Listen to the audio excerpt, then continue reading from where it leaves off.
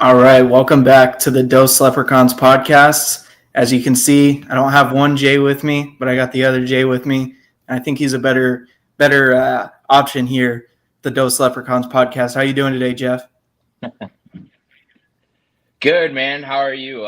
Just excited about this show and really eager to get it going. 100%. I'm looking forward to this. I'm looking forward to having Javian on here in just a second. As you saw from the highlight videos, dude's a beast. He's your typical Notre Dame running back. He runs hard.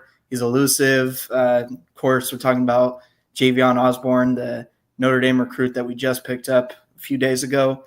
And we're going to have him on the show right now. Add him to the stage. Javian, welcome to the show. Thanks for coming on. Yes, sir. Appreciate you. Thank you for having me. Of course. So, Javian, how's it going, man? What was that?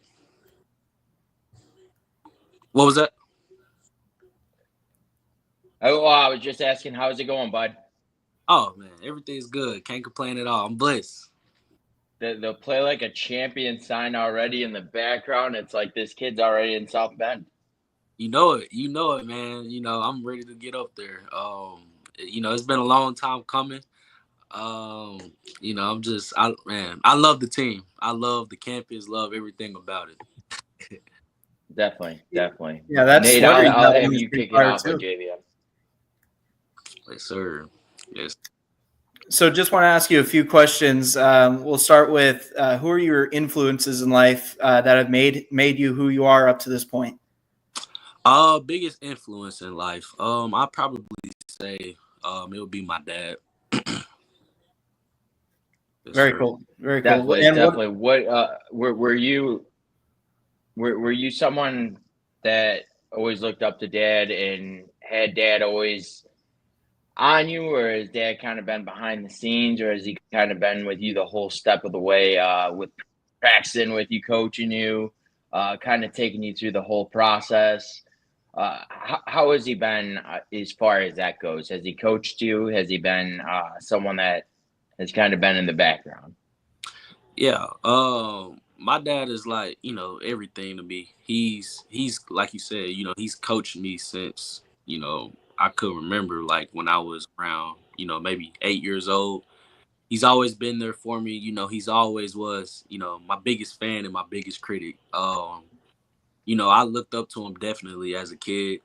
And just, because how he is as a man, as a father figure. I remember when I was younger, I always, told myself that I wanted to be just like my dad. So just kind of, a little bit. And now, you get to see things and kind of, really adjust and see, see things. And, my dad, my dad is everything. And yeah, just my dad been there.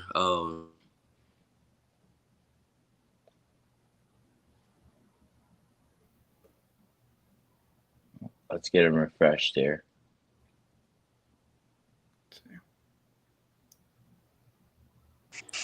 I'm sorry, was you able to see me?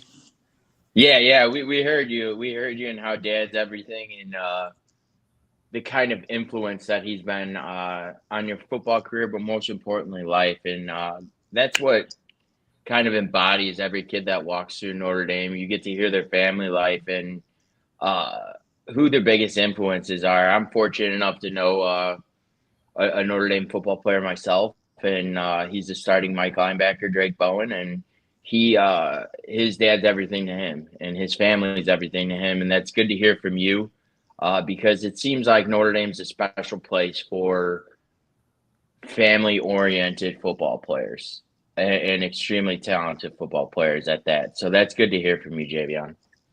Yes, sir. Thank you. I appreciate you. And my name, I'm sorry, by the way, my name is Javian.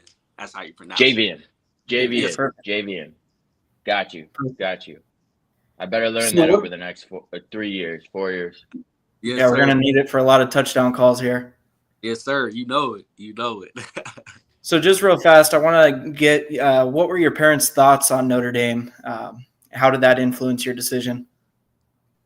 Yeah. My mom was always big on grade. Just making sure the academic part of it. She knows that I love football. She knows that I'm very good at football. But the big thing to her that matters most is just, about the academics part, just grades and stuff. My dad, on the other hand, of course, he's about academics too. But, he wants me to go, a head coach or, the position coach can kind of, take that role as a, father figure for me and kind of, Definitely. he's not there, you know what I mean? And I feel like, Notre Dame, they gave me, everything, just from, kind of like y'all said, a family oriented type of team. They value that, and I see that, and I can feel that up there. And, they have the academics, the degree from Notre Dame, it holds so much weight, and, it's big time. So, I think I got the best of both worlds when it comes to playing football on the big stage and, academics. So, yeah. Awesome. Well spoken. Just to elaborate on your recruiting process, I know we offered you at Pot of Gold Day last March, not this past March of 25, but in 24.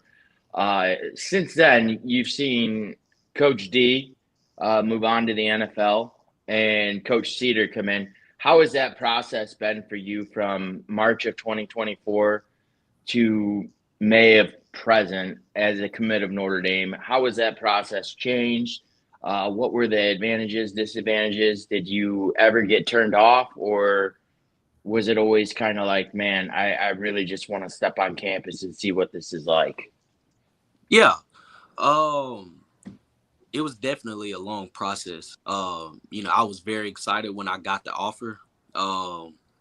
Just happy. I was jumping up and down, just telling my dad that, because I've always been a Notre Dame fan as well. Okay. Yes, sir. Yes, sir. Like I said, it was a long process. Something that intrigued me about Notre Dame, of course, was, the gold helmets, just kind of, as a kid, kind of growing up, you would see those gold helmets, be like, wow, like those are nice. And They pop. for sure, for sure. But yeah, it was definitely, an advantage getting Coach Sider. Just how he develops running backs. And Coach McCullum, I know we, had a good relationship. He was recruiting me early on, and I remember he told me, I was his number one guy on his board, and he was gonna come after me pretty hard, and just his knowledge and how he is. There's always love for Coach McCullum. Coach McCullum, sorry. You're good. But You're good. yeah, Coach McCullum. I mean, is an outstanding guy. But I felt even more comfortable when they brought in Coach Sider. When I took that first visit, it was different. I've been to plenty of places, and just stepping foot on campus, it just changed. It changed my lot. It changed my my whole perspective, and I felt at home. But kind of some big things early on in my recruitment with Notre Dame was, just kind of looking at them, I knew that Notre Dame, they run the ball and, they was a run first team. Something that kind of, I was kind of a little worried at first is, talk about last year, Jeremiah Love, he outstanding dude. Love that dude. I love watching him play. We all do. Yeah. Oh yeah.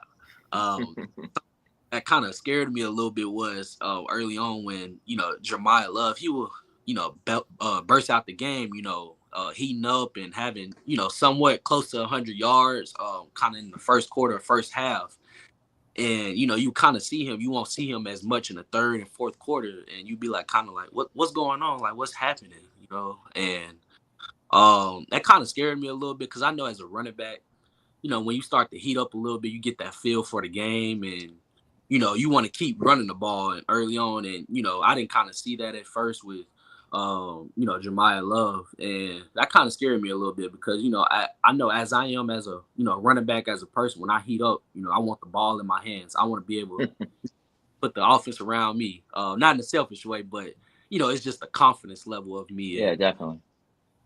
Yeah, definitely. That definitely shows in your numbers at Forney High School, as you put up almost 40 as a sophomore and another 25 as a junior, and you're almost a 4,000-yard rusher, if not a 4,000-yard rusher through 3 years in Texas high school football, nonetheless. In, I believe, one of the biggest classes. Are you in the biggest class? Um, In yes, sir. Okay, Yeah. so you're playing the best of the best, and to see that we're getting this type of caliber of running back is pretty special because we've really dipped into the Texas mainframe of things where we get you. We've got Jaden Greathouse on the team right now. Tiki Hola is making a decision tomorrow that's hopefully fading our way. And I see that you're doing a little bit of recruiting on your own here already after just committing Saturday. I see a decommitment this morning or last night from a close friend of yours, I think. His name's Cohen Brown. And it just it kind of tickles my fancy to hear what your thoughts are on recruiting the remainder of the 26 class and if you got your eye on anyone in particular. Um, yeah. Definitely got one of my eyes I got on is, of course, it's Cohen Brown. That's my guy. Definitely a guy that, I told him he was at my commitment party. Told him that, Yeah. we gonna be coming for you as well. Gotta, get the coaches looking at you and stuff. And yeah, I said, we gonna be coming.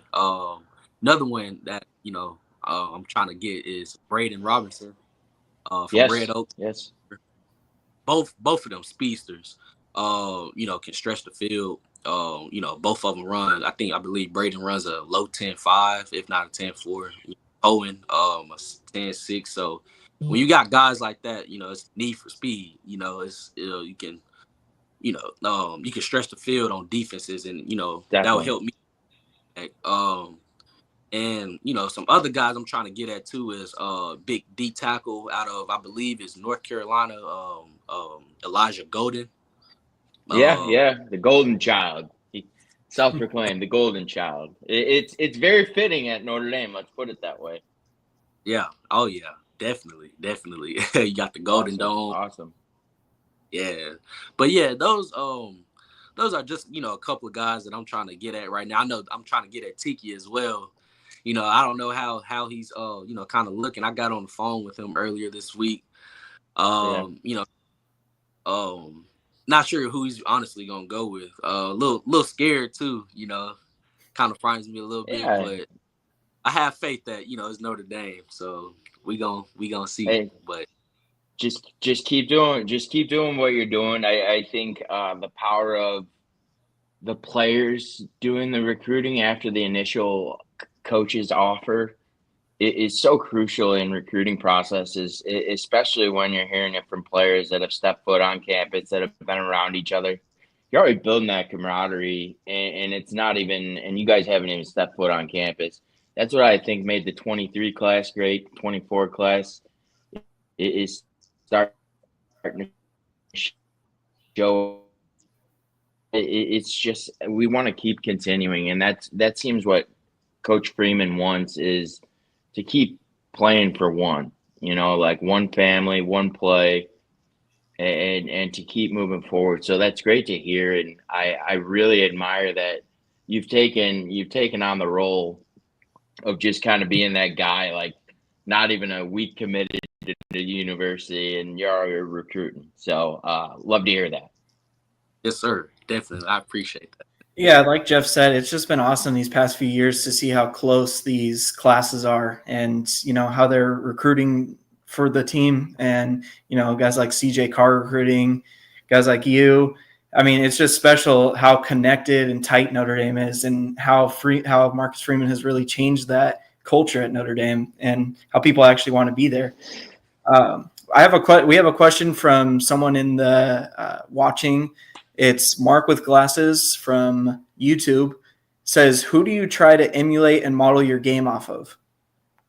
Oh yeah, that's a good question. I think who I try to model my game after if you watch my film, my dad, he tells me a lot that, I kind of remind him of Reggie Bush. And I know that's the rival school, but just him as a player though in general, just his speed, his breakaway speed is something. I try to mimic my game after, but in between the lines and hashes, I try to mimic my game after of Saquon Barkley. I love Saquon Barkley. Just the things he can do is super unnatural. Being a back at 6 foot, 235, 230, and being able to, run away from defenders and defensive backs and stuff. He's just one of a kind. Just different, especially doing it at his age, especially in the NFL as well. But yeah, I mean, I try to make my game after a little bit after Jahmyr Gibbs as well, and Saquon Barkley. So yeah. Those are pretty great I'll tell you comparisons. what. I'll tell you what. The one thing that popped, yeah, the one thing that really popped out on film to me was your jump cut and really sticking your foot into the ground and making people miss. Once you get into that second line, you really either hit that jump cut or you stick that foot into the ground and you're that way. And you see a couple guys on skates on film, and I don't know if that was intended or not, but it looks darn good on film, and I'm excited to see that, as well as love who you emulate your game after. And Mark with Glasses says that you got those Saquon Barkley legs 100%. So you're already well on your way. I will say 5'11", 205 is one of the bigger running backs that we've seen. I think another Texas boy in Keedron Young, who's another big back, and it seems like Texas just keeps producing those big backs. So I guess that leads to my question to what does your workout regimen look like, especially in the off season? I know, are you running track this year again? So this year I wasn't able to run track because I had a hand injury, had to get surgery, so I was out. So I Okay. missed track this spring, but I'll be sure to run track in the summertime, to get some times down, kind of get some times up there. But Yeah. sir. Yes, sir. So is as far as your workout regimen, what has changed since your hand injury? Have you kind of stayed away from the weight room a little bit to let that hand heal? We've been extra focused on legs, agility, the quick spurt stuff. What's been your off season? Yeah. Of course, dealing with my hand injury, I haven't been able to lift weights, like you said. So really I just been, doing the, necessary leg work. So, running a mile, running bleachers, at my school, this homeschool stadium. I also been kind of running with a 25-pound weight vest and running up a hill, a 30-yard hill, just kind of create that fast twitch and fast explosion. Gotcha. Just kind of keep that, just little things like that, and kind of just doing little footwork drills and stuff, just to, I guess being a, football aspect of things too, and kind of keep those, drills to kind of still work on my, footwork and stuff for the season. But even though I'm not able to lift weights, so yeah, that's kind of just a little bit of, my little weight. Awesome. Very cool. So the last thing we kind of like to do when we have recruits on is just to plug your high school, plug any, players that we need to look out for, maybe guys that are under the radar, and, kind of just give an overview of what you guys are looking at going into this season. Yeah, we should look pretty good. I know last year we had a little bit of a down year, just coming off my sophomore year, a 13-2 team, state semifinalists. We should be better than we was junior year. Junior year was kind of a, just a bad season, a little bit of a letdown season. But yeah, we got some sophomores that was their first year on varsity. We had 2 of them last year, and it's gonna be their second year on varsity. So kind of having them, just a little bit more experience. We should be better in, the O-line. From our quarterback and running back and receiver, Nelson Peterson Jr. is our quarterback, which is Adrian Peterson, little brother. He's that quarterback. So, that's somebody to look out for. We got a receiver named Amari Jahayo. He's He's a receiver. I believe a 3-star receiver. Got multiple offers as well. He's a very route technician type of guy. He has the speed, but he's more of a can route you up, get open, got good hands, and just knows how to get open. But yeah, just all around though. I mean, I think we should be definitely good from the offensive perspective, D line perspective, and defense. We should be better. That's kind of was one of our weaknesses last year.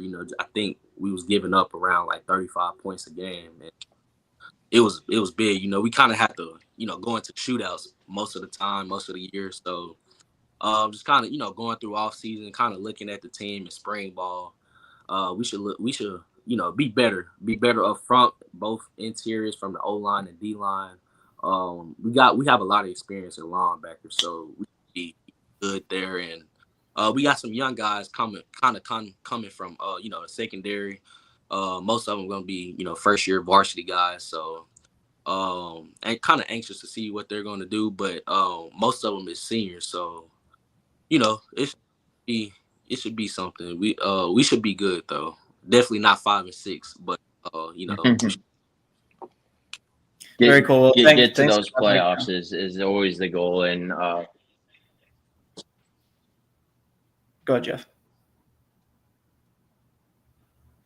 Oh, I said getting into those Texas high school playoffs is always the goal. And I did follow your sophomore season. And I looked at the schedule and I was like, man, they played Aledo. I was like, they play some big time competition down there in Texas. And I was actually just recently down in Texas for vacation in Round Rock, and it's like its own different country, man. I'll tell you what, you guys have big everything. So I just want you to keep working hard and stay after it, and we're glad to have you. Yes, sir. I appreciate that, and I'm glad to be a part of such a great campus and just great people. I'm excited to be able to play for a team. A lot of great coaches around in that office, and like I said before, I'm just ready to bring a championship to South Bend.